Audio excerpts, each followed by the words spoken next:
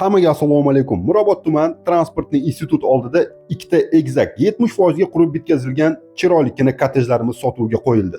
O'rtoqlar, kelinglar boshlaymiz. Bu avtomatik darvoza. Shundoq kirishimizda siz mashina qo'yish uchun chiroyli joyni ko'rdingiz. Chap qo'lda bo'lsa, hovliga kirish eshigi. Hovliga kirganingizdan keyin asosiy binoga kiriladigan eshikdan shundoq kirishingiz bilan to'g'ringizda kattagina zal keladi. O'ng qo'lda bo'lsa, oshxona keladi. Oshxonamiz oynalari hovliga qaratilgan. Xullas, zalimizni ko'rasizlar, juda ham katta.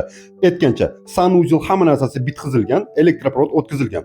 Biz hozir mehmonxonaga keldik. Mehmonxona ko'rib turganlarda ham katta, bemalol mehmonlarni joylasanglar bo'ladi. Bu xonamiz bo'lsa hovliga olib chiqadi va bu xonani o'zingizlarga xos bir kabinet qilib olsanglar ham bo'ladi. Umumiy birinchi etajda bitta sanuzel qurilgan. Chapga qayilganda ikkinchi qavatga olib chiqadigan zina. Zinadan chiqishimiz bilan ikkita sanuzel, bittasini vanniy, bittasini dushovoy qilsangiz bo'ladi. Endi o'zingizlarga qarab, xohishingizga qarab to'g'rilab olaverasizlar. Demak, o'ng qo'lda bizda spalni ota-onalar uchun va eng zo'ri o'zini garderob xonasi bilan kattagina va yana bitta plusi o'zini dushovoy kabinkasi bilan.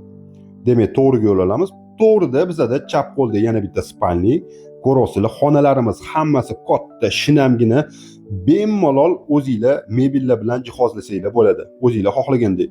O'ng qo'lda 3-chi spalnimiz, umumiy ko'rasizlar, 3 ta spalnidan iborat ikkinchi qavat, juda bir shinam, maza qilib yashaydigan joy. Eng asosiysi o'rtoqlar, agar sizlarga kottejimiz yoqqan bo'lsa, pastda uy egalarining raqamini qoldiramiz. Bemalol telefon qilib, butun ma'lumotni bilib olsanglar bo'ladi. Hammaga xayr, salomat bo'ling.